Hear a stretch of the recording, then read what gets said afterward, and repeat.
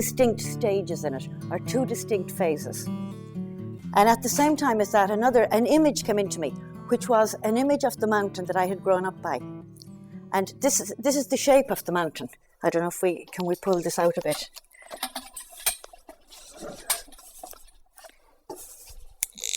So the shape of the mountain is like this. Goes aft, down, something like that. And while I was thinking about, the path having had two distinct phases, it struck me that there was something like this. And I would say that this phase, for me, I would call it the psychological phase. And I would say that this part here was the spiritual phase. And I started now this phase, I should tell you, probably took about 30 years, because I was always at reading stuff and trying out everything and anything. And then I started to think, well, I wonder at what stage or what happened when I was going from the psychological phase to the spiritual phase. And I remembered something that I had read, which was said by Saint Teresa of Avila. She was a Spanish mystic from about 500 years ago. And she had been a spiritual director in her convent for many years, and there were lots of nuns, so she had a lot of experience with this. And towards the end of her life, somebody said to her, "What was the biggest problem you encountered as a spiritual director?" And what she said was, according to her idea, there are 7 stages in the spiritual path from beginning to end. She said she had no problem getting people through the first 3 stages. And when she got to this stage, we'll say here, this is stage 4 according to hers. And she said a lot of people got stuck there and never got any further. And if she could get them across this stage, that the next stage happened pretty automatically too, that there wasn't a problem in getting them the whole way. So I was thinking, then somebody asked her, what was the problem? What was actually the obstacle that was there? And what she said was, it's trying to get people past their self-esteem. That self-esteem was the problem, getting them out of the mode of self-esteem. Now, I'm going to sit down because I probably won't remember all the thoughts I had to say about this. What happened in the way I worked when this kind of thing was going on, I remember at some stage reading that and then thinking about self-esteem. So what is self-esteem? And so where do I get my self-esteem from? And I came up with an idea that, there's maybe a list of 100 characteristics, and the rest of everybody would have, Tess is high on the list for this one and low on the list for that one, or medium on the list. But not just everybody else had this list. I had this list for me. And I put myself in, basically sort of my operating system or my operating program was on the basis of how I had come up with these, or where I fitted on these with these characteristics. And so I'm looking at that and I'm thinking, well, that's all in the relative world. That's all to do with, judgment and comparison and so on. And I thought, okay, so Teresa is saying that this is the sticking point. People are stuck at that. So I thought, well, there must be some alternative. I mean, how else can I judge myself, or, how else do I know? So I started thinking about the idea of, the intrinsic value of a person, I'd say, or on what, my first question had been, well, on what authority do I have my self-esteem or whatever? And of course, I would also notice that these characteristics, if I'm in one set of company, I might feel, pretty high self-esteem, and another company, low self-esteem. But we all operate like that. So then I started thinking about, well, what is the intrinsic value of a person? I mean, if that isn't the intrinsic value, what is? And at some stage, I remembered a thing that my mother used to say to us as children. My mother had 9 children, and she would say something like, "You're all God's gift to me. All of my children, you're God's gift." So this idea came into my head, well, I'm God's own child. My parents considered me a gift from God. So what if I'm a gift from God? I mean, a creation from God. isn't that quite a different thing from my self-esteem program that I'm going with? They come from different places. And sometime around that, I was in front of my jewellery box one day, and I was sitting there, and there were some things in it, and so I'm looking at, there's a gold ring, and there's a gold bracelet, and there's a gold brooch. And the thought struck me, the value of each of those things is in the fact that they're gold, not that they're a ring or a whatever. And then I thought, so the value is in the goldness rather than the thingness. And this opened, do you get what I'm saying there? So this opened my mentality about my self-esteem thing to being, so the intrinsic value is in the, we said the divinity or the godliness, I don't know quite what word, but you're getting what I mean. So after that, I had a kind of a new paradigm with which to look at the world. And of course, if I'm God's child, everybody else is God's child too. But it had opened up this step for me here. Now, I don't know, I can't tell you how many years ago that was or how many weeks it went on over. I always had an attitude of kind of doing mental experiments of, well, if this isn't working, or what could there be? Is there some other kind of way? And then at some stage, I had many times come across this, all during this part of the path, and it said something like, not my will, but thine be done. So I started another experiment, and I thought, so my will and thy will. And what's my will and what's thy will? So I didn't have any clue what it was. So I thought I'd do a bit of an experiment again. And I thought I would just observe events or incidents that were happening in my life with the view to categorizing them as either my will or thy will. So shortly after that, the phone in my house rang, and I answered it. Now, I thought the phone rang. Now, that has to be thy will, because I didn't do anything about that. Whoever is ringing here, it's not my will. I didn't ask anybody to ring or whatever. So I go to the phone, and somebody invited us to go for dinner. So I'm standing there thinking, well, if I say yes or no now, is this my will or thy will? What's that? Anyway, I said, yes, we'll go for dinner. I couldn't figure out. That went into the not sure, I don't know. So I had a thy will and I had a not sure. So some days later, anyway, we went for dinner. And we arrived for dinner at around 8 o'clock, and a bit of a cold atmosphere, and they didn't seem all that welcoming. And I was, what's this kind of thing? I mean, expected us to be welcomed with open arms and so on. It turned out that they had invited us for dinner for 7 o'clock, and we were arriving at around 7:45. So, of course, we apologized and all the rest, and I'm sitting there and I'm thinking, there was a misunderstanding. So that's thy will. That's not my will. But again, what I'm saying about that was something opened up, this step here. And I then began to look at things in terms of my will and thy will. So a new, again in the same way as the other one, a new paradigm for looking at the world had opened up for me. And I think that that's exactly what stage 4 was, that, getting across that. So that's basically all I have to say about it. I think that was a stage for me that was helpful and so on. So I don't know if you want to ask any questions about it, or does that make sense to you? I thought it was fun, but the relationship between self-esteem and thy will versus... No, the relationship between self-esteem being how you identify yourself. I'm identified as my self-esteem. And Teresa of Avila had said that, as long as people are stuck in that, they don't get on to the next stage, that this is the sticking point.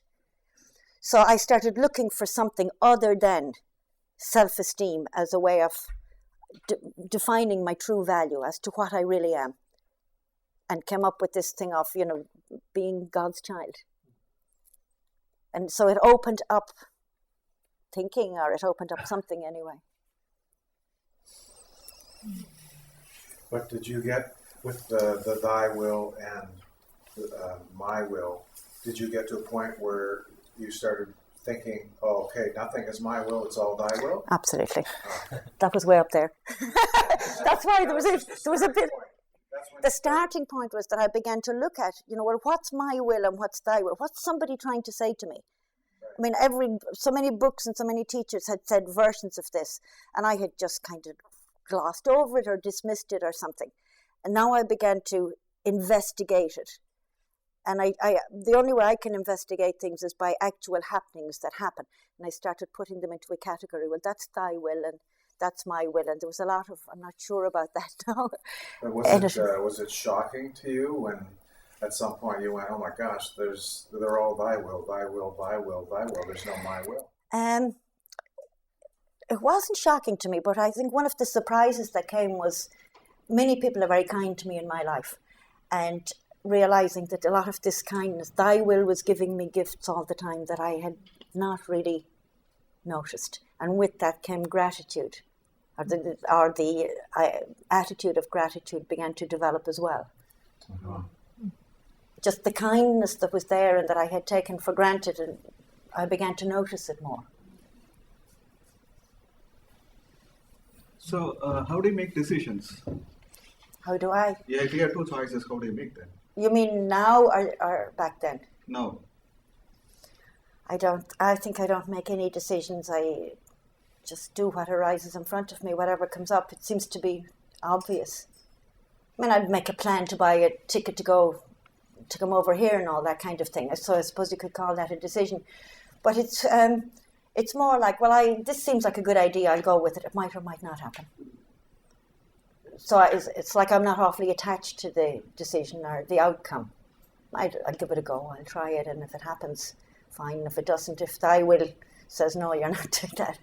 Okay. Well, of course, there is no my will and thy will, because there's really no my will. If you have two equal choices, for example, Sorry? If you have two equal choices, so you have, you want to come here for this meeting, someone close to you asks you to go to another party or whatever at the same time. So both are equally important. Then how do you make a decision? A crisis like that or a conflict like that hasn't arisen for me. Things that we seem to, in my family life, we seem to have been able to negotiate it and agree on whatever. There hasn't been a conflict. I don't know that there could be. But there just hasn't been any problem for some time. I'm sure I had conflicts along there that I had to struggle more with, going up the side of the mountain. Mary Beth. Do you think that, like when you were doing the my will, thy will thing, do you think that, and you were doing this simultaneously with the self-esteem thing, right? Probably not. Okay. Probably not. I would be, a question would come up or something, and I would be kind of thinking about that and looking at things, we'd say, with that filter, maybe for a couple of days or a couple of weeks or something. I mean, just because I've gotten across this stage doesn't mean I've come to the end of it or anything. It was just that there was a shift.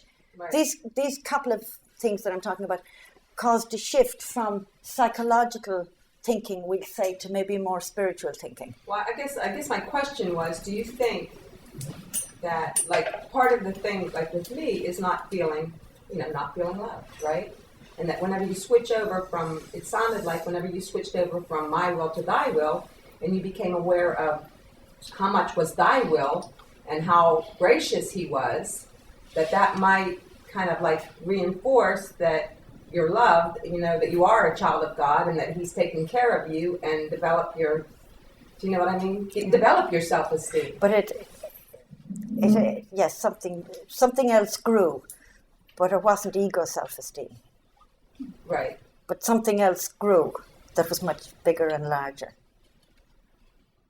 I mean, along the way here, maybe along here I didn't have things like gratitude and trust and so on, all the things you hear in spiritual literature.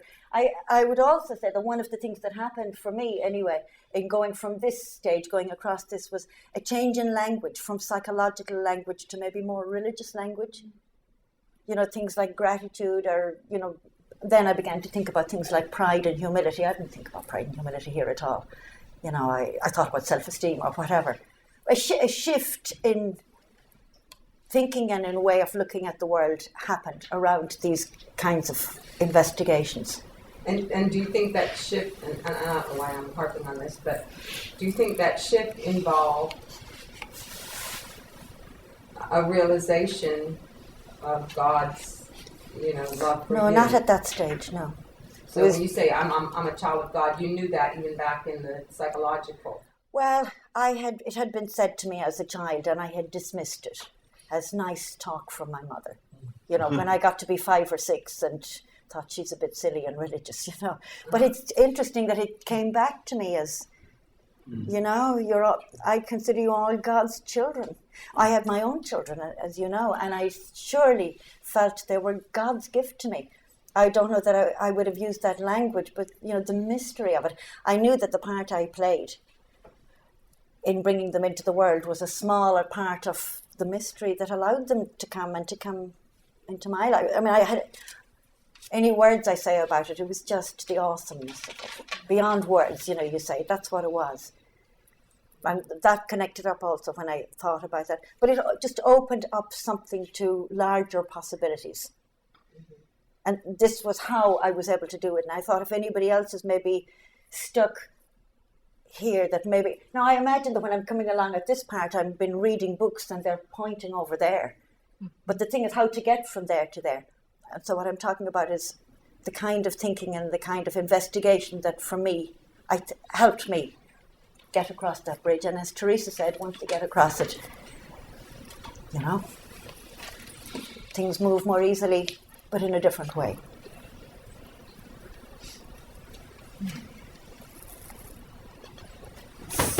So you surrendered being responsible for your life to a will that was larger than yours. Yeah. That's what happened at 4. It didn't happen at there. That's where it began. That's where it began, where the possibility for that began to come in. So there was somewhat of a surrender of your control of your life. Yeah. At that point. Yeah. And something took over. Something else began to grow, To grow. to develop. It had always been there, but I had been shutting it out. I wasn't conscious, of course, I was shutting it out. But I tried to open up my thinking, the possibilities of my thinking, and this is just the way I So you say it was an expansion of awareness? Yes, for sure. Allowing greater possibilities. Well, what if there's really something to this being a child of God? And that thing of looking in the jewelry box and seeing all these things, and their intrinsic value came from their goldenness rather than their thingness. And just that analogy of maybe my intrinsic value comes from my divinity rather than my thingness. And I don't know how, it could have been a while later when I got to articulate those. I would be just doing little mental experiments of trying something out and saying, well, what if? And I'll try this. But I did it very much with just, as I said, events that happened in my house, like the phone ringing. Now, what's this? They're very mundane sort of way, but that worked for me to work that way. Without jumping the gun, what happened after that realization? At the 4 point? I didn't realize, I didn't realize I had a realization at that place. Yeah. It was just inquiry. As I went on up there, things like gratitude and appreciation and other kinds of things come in. And of course, other ideas come in. At one point it came to me, the thing that Jesus said, be as the lilies of the field, neither do they toil or whatever. And I thought about that. That must have been someplace along there. And when I thought about that, I came with the thing of trust. So, okay, I don't trust. I feel I have to be in control. I have to manage everything.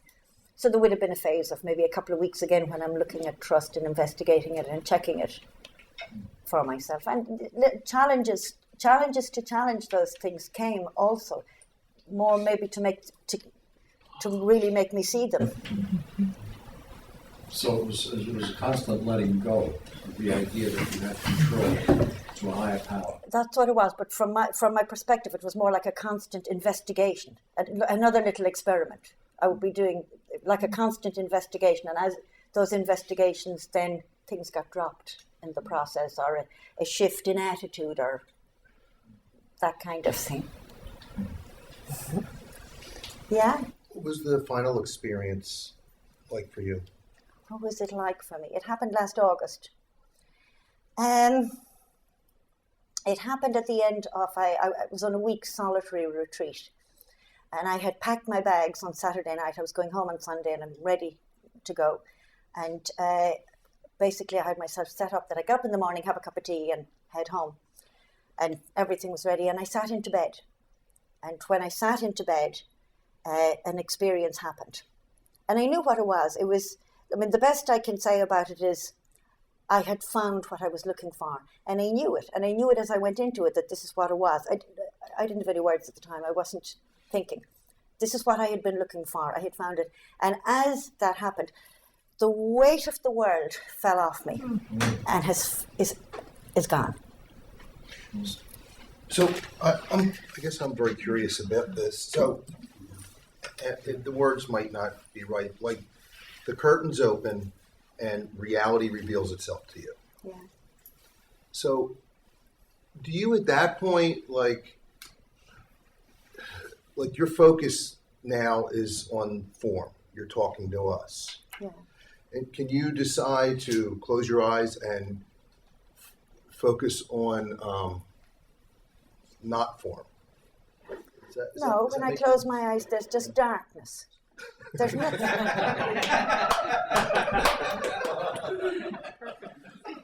There's nothing there. Like astral projection. I can't do any of those things. None of those happened for me.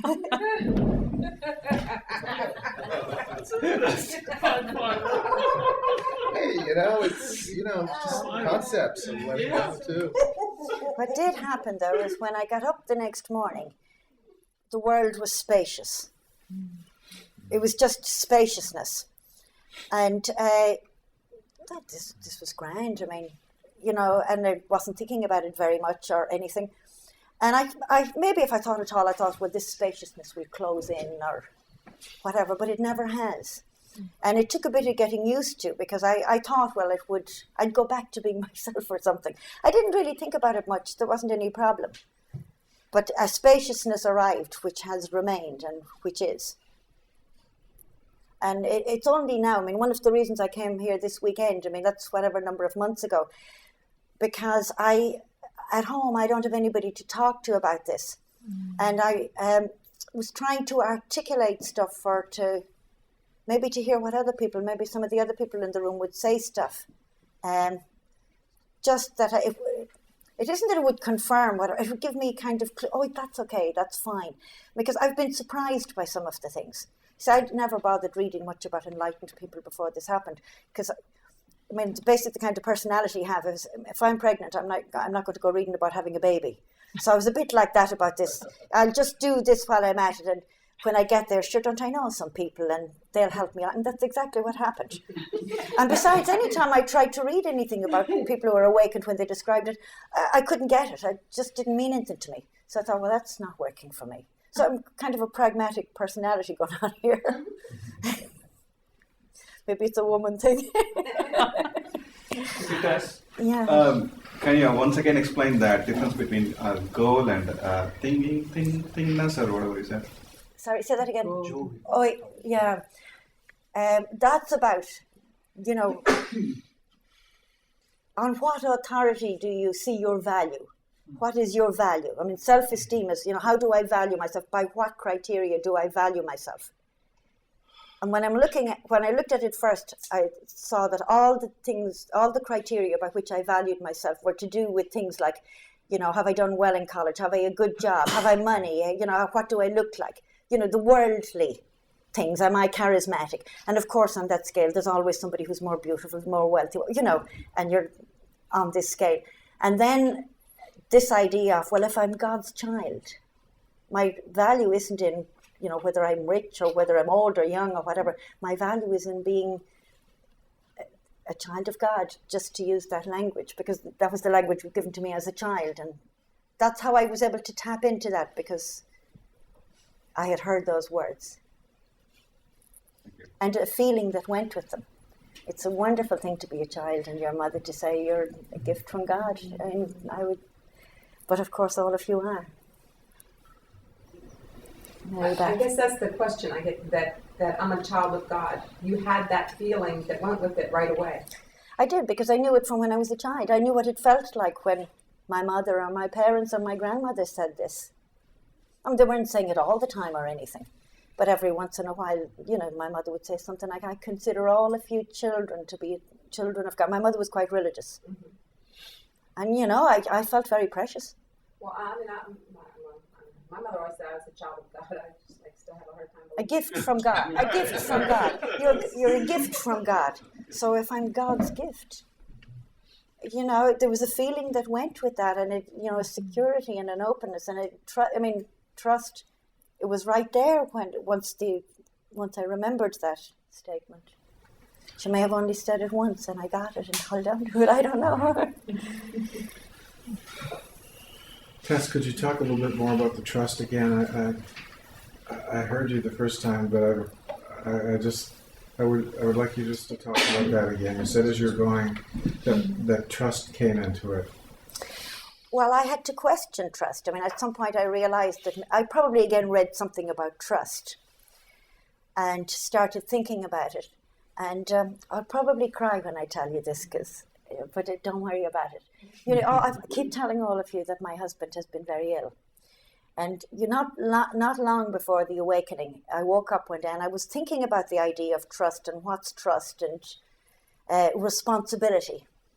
And when I woke up in the morning, I must have been feeling this sense of responsibility about taking care of my husband and being there for him and so on. And this thought came into me, well, don't you trust God? Oh, you think God can't take care of him? That came into your mind? Okay, that thought came in. I'm sitting up in bed and sitting on the edge of the bed and I'm thinking, that's right. I thought I needed to be taken care of him, but it's not my responsibility. It's God's. It was very moving to me when that happened, and a great relief. I didn't stop taking care of him. It continues right on, but he's in God's hands, of course. There was I still, and that was probably quite far up the mountain when that happened, to let go of that. And that sense of responsibility would have come from the Catholic background and training, as good moral whatever. But it went away.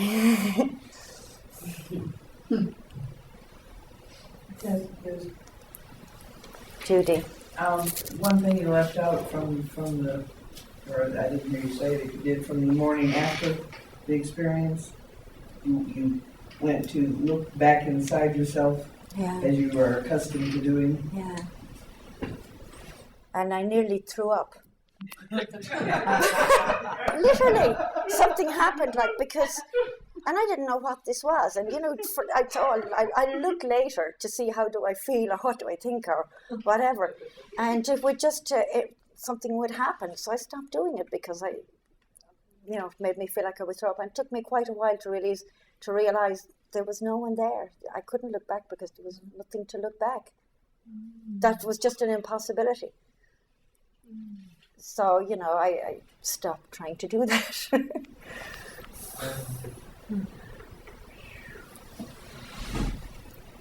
Tess, what role did a fear of death play into the sense of trust with God or value from being a child of God? Because I've been working with the same language recently because I came from a religious upbringing too. I know a feeling I have in not trusting God is all evidence says God's going to kill me at some point. My basic question, my ultimate question that had driven my whole life was to do with the fear of death. When I was about 8 or 9 years old, and I've told this to some people, I had my first and my worst existentialist crisis in my life. I grew up on a farm, and I was used to calves being born and pups and kittens, and a baby came every couple of years in our house, all the neighbours. So there was constant birth and so on. And a couple of times I had been taken to funerals, but they were people's grandfathers or grandmothers, and they were very old. So my world view at this age was creatures of all kinds get born, they live their whole lives, and they die when they're old. And they're quite happy to. They don't resist this. And one day, one of our calves died. And when the calf died, I realized if a calf can die, a child can die. This means I could die. I could die anytime. That just being a child isn't going to protect me from this. And I don't know, as I said, it was the worst moment in my life. So I ran to my mother and I started asking her about this. Well, if a calf dies, can children die? She said, yes, they can, and so on. And at some point, you know, she talked about it. I won't go into the conversation. And she said, yes, everything that's born will die. And the day will come when it wasn't just that I would die, but all of our family. My grandmother was sitting over with a 6-month-old baby on her knee. And my mother said, well, you know, but we won't worry about it today because hopefully she'll grow up and get married and have her own family and so on. So we won't worry about it, but the day will come. So she didn't deny to me that this would happen, but she comforted me also. So that mixture of being comforted and being given the truth at the same time. So the following day, this thought started coming. Now, the first time it had come like a big cloud, then it came all the way right in, and I had no defense or protection at all. It came right in. The following day, I'm playing around doing something, and I see this thought coming. I got about as far as Richard Rose there, and I know you get. I mean, I literally pushed it away. And a third day, it came. But at this stage, I saw it over at the cars. You're not coming. And so I forgot about it. But I never forgot. I never lost that thing of that everybody will die, even as a teenager and everything. It was the running program in the background. So when my experience happened, what happened was I came to know what I was, what I am, before birth and after death. In other words, my biggest fear was answered. And I recognized it. When I went into it, I remembered or recognized what was happening. It wasn't new. I knew this. So my biggest fear was answered after 50 years. More than 50 years, I think. Were you not unhappy because the character Tess died? Was I not unhappy? Yeah. Not a bit. Sorry? I wasn't a bit. It had never been. It was just gone. It had never been. It was a non-issue. Nothing. I don't know. I don't even know how to say it. It was nothing. Never had been. I know. It probably annoys you. It used to annoy the hell out of me when people would say things like that too. That's all I can say.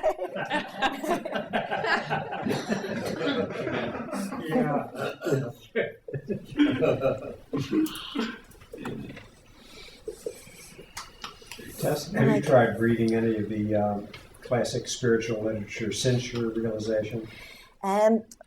One of the surprises for me, it'll tell you how unknowledgeable I was, really. When I came back from my retreat, I just packed up my books that I had lying around and put them in the shelf. Zero interest. And I was surprised. I didn't know that the path fell away. But I just had absolutely no interest in it. And that was in August.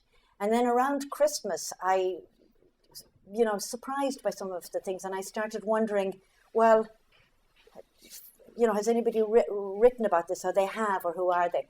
And I had read Bernadette Roberts maybe a couple of years ago. And said, I like her writing style. And she has some things to say about it. And I'm a Catholic, you would think I would get that. I think, well, I'm not getting that. I don't know what it is. But I didn't really get at all about the no self. And I picked it up after Christmas and I read it. And I thought, thank God somebody has written this.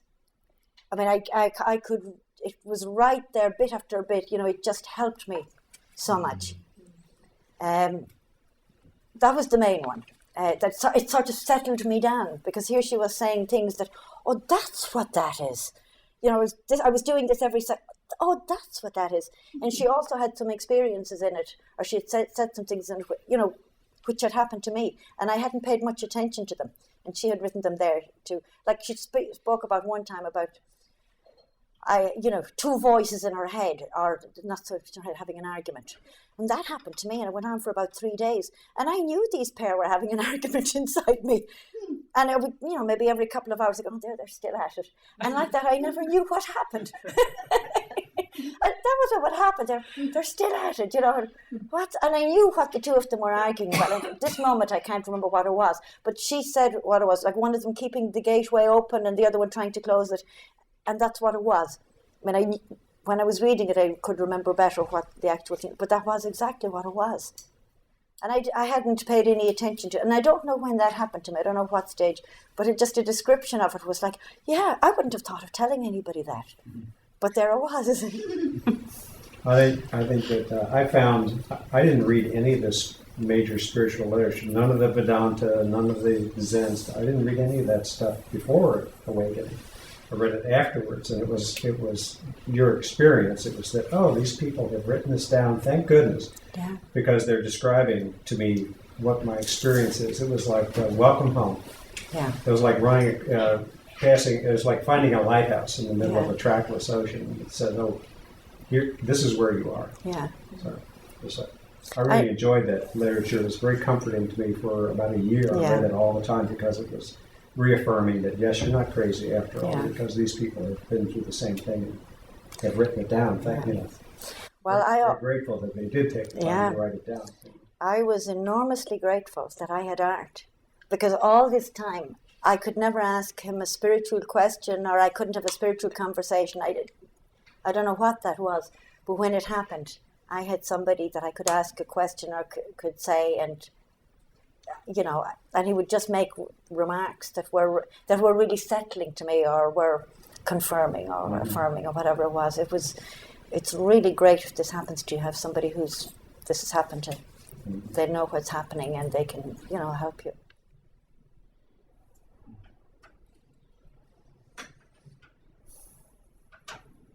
Was this more or less a solo thing on your part? Did you talk to anybody? Did you have a teacher? I had TAT. You did? Yeah. I've been involved with TAT since 2005. I'll tell you the story of how I came across TAT. I know a lot of people have heard it many times. I was Googling my first boyfriend, my old boyfriend from when I was a teenager. His name was Richard Rose. I didn't get anything about my Richard, but I got this instead. I guess when the student is ready, the teacher appears. That's awesome. I didn't want to tell anybody at first. My friend Tim came with when I came in 2005, and I made him promise while we're driving, don't tell them that story. They'll think I'm such a flake. And I'm here 5 minutes and I told everybody.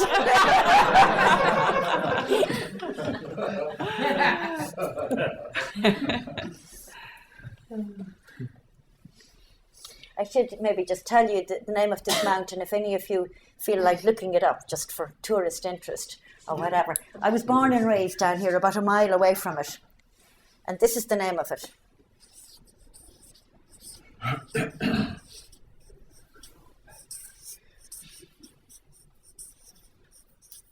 And Tim Gallagher has climbed this mountain. He's done the pilgrimage. And art, for your benefit, Croch. It just means mountain.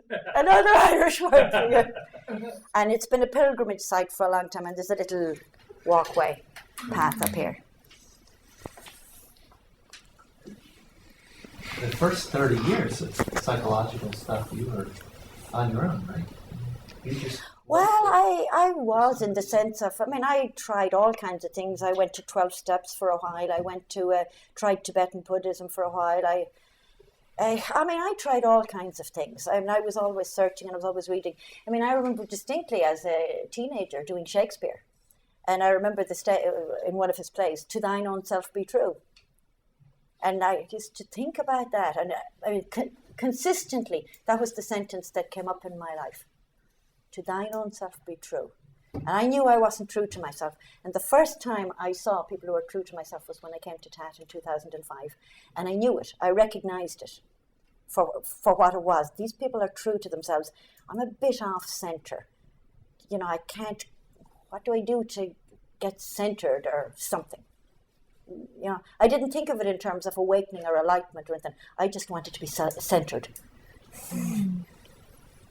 I wonder if you had been born a little bit closer to the house. I know. Sure. If I had been born right here, wouldn't that have been handy? And you know, with this mountain, the real path goes here, but on this part of it, it starts from several different places. There are 3 or 4 places. I mean, some people could start right here and get there. You know, but where I lived, we took 30 years.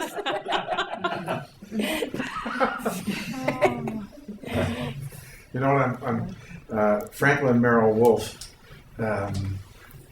One of the things that he said that I never, you know, you can't understand it when you read it. Obviously, it has to happen.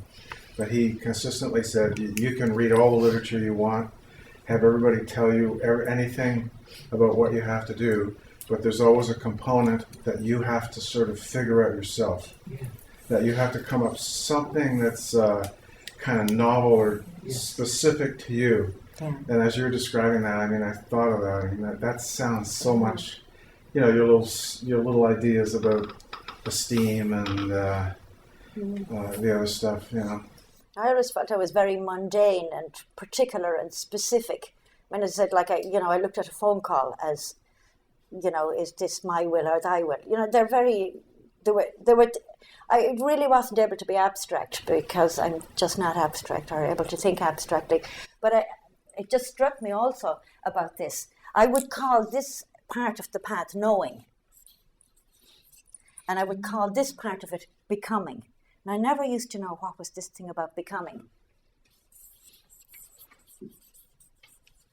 And the reason I say that was because once I got to here, I was actually practicing or doing this. You know, if I'm trusting, acting trusting. I mean, I was actively living trust.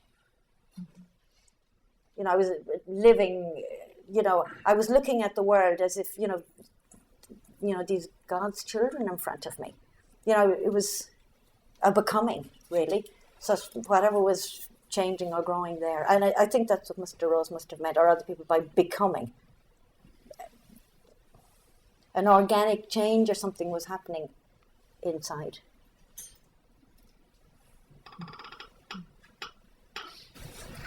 Okay? When you were talking about that fight going on inside your head, it was inside your head? Yeah. So you had a head? Yeah. 2 people. Okay. So then it sounds like that you were still there. This was someplace along the path. I can't remember where. Okay. This happened. This wasn't after you were enlightened. No, this was before. Okay, so it was a fight going on. Yeah, it was like 2 sets of thoughts, and one of them. I mean, things would happen like, you know, stream of thought, and another stream of thought. Shut up, you know, I'm bored with that, and you know, and about keep the gate open. No, it wasn't about that. But you know, there would always be. I mean, you know, conversations go on in your head. Oh. That's exactly what it was. Okay, but when you were talking about keep the gate open. Yeah, well, it was. I don't remember what the details of that were. It was 2 conversations. I mean, maybe one of them, like ego, saying, "Well, you need me to survive," and you know, that's why there's an ego here. And the other one, I don't know what it would have been saying. You know, it's like, well, you don't have to be always in charge. You know, there's more to life than just you. So maybe it was that kind of thing. I can't remember what the specifics of it were, but you know. Before, there would have been other ones where there would have been kind of a tug of war going on in my head between 2 sets of thoughts. Okay, so this was before enlightenment. Yeah. Oh, yes. It was someplace. I mean, I didn't know if that was maybe. I mean, I thought it was like after, and I didn't know if it was like whether you were going to stay there or whether you were going to, you know, how some No. This was before. I mean, in a way, I know what we're talking about this weekend is the heart of the matter, but maybe what I'm talking about is the heart of the path. Although there isn't really any path, but don't worry about that. That this was okay. Yeah. Are we done? Thank you very much. You want silence?